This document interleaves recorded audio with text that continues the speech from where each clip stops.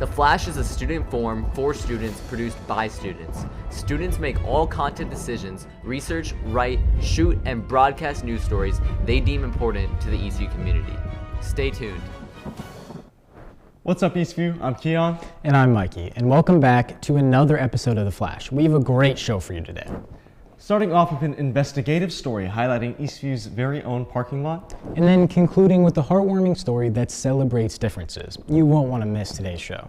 With that being said, stay tuned for The Flash.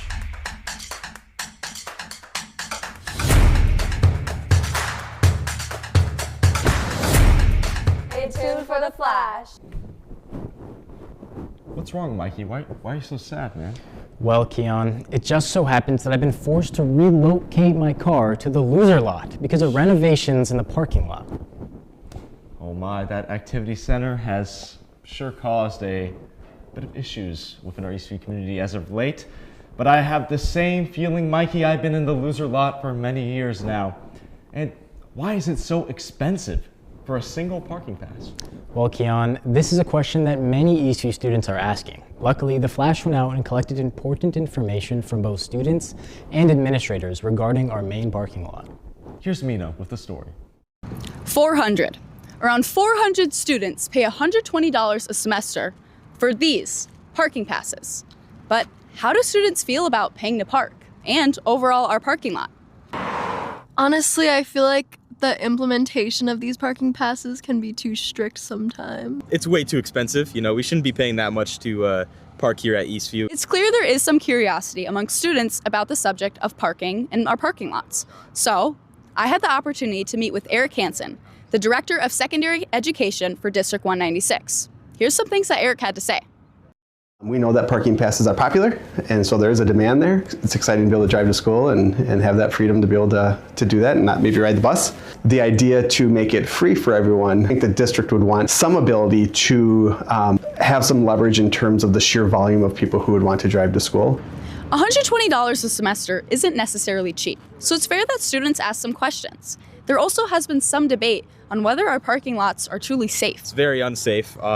We got that 3-lane situation we got going after school where you got one lane coming in, 2 lanes going out. And also with this construction, it's just very unsafe. You know, not a lot of parking spots. And yeah, we just need to have some sort of reform.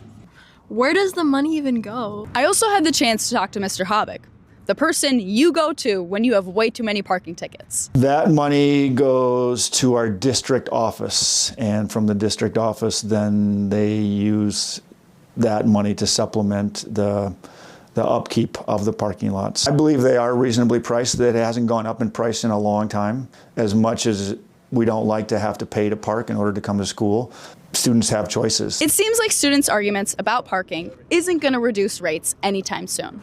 And let's be honest, the walk from the loser lot isn't that far. Signing off from The Flash, this is Mina. You know, Mikey, I suppose I do have a better understanding of the parking lot situation here at Eastview. Yes, although parking has become a very contentious issue here at Eastview, it's still important to get the perspectives of both students and administrators regarding the issue. That's very true. But for now, enjoy seeing me on your chilly morning walks from the loser lot, winter lot, to school.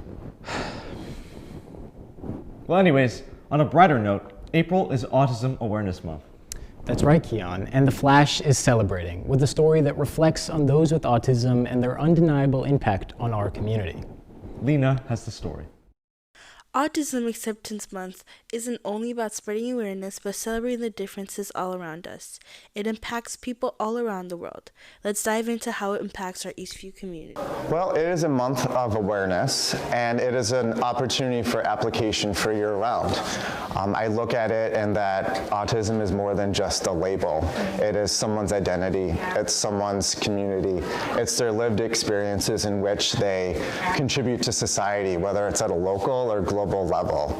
Major contributions have been made in the areas of academia and innovation, and that is just something to be celebrated. Like, I've always just seen like the impact that they can have on like people's lives, and so I wanted to help because I know that a lot of times like they're undervalued and I feel like they don't get as much opportunities, so I wanted to help provide those opportunities for people with disabilities. It's that we basically just accept people for who they are, and with and without disabilities, we accept them.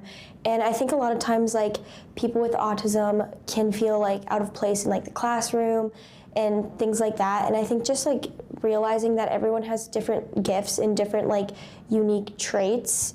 And I feel like just like not judging anyone for who they are and just being nice to everyone and accepting them is what Autism Acceptance Month means to me. And also like being willing to talk about it with people. Like I feel like a lot of times people will use things like, this is a big thing, like people will like do things like say like use autism as a joke or whatever, but it's not a joke. It's things that people actually have, and like it's something that we can celebrate. We don't need to make fun of it.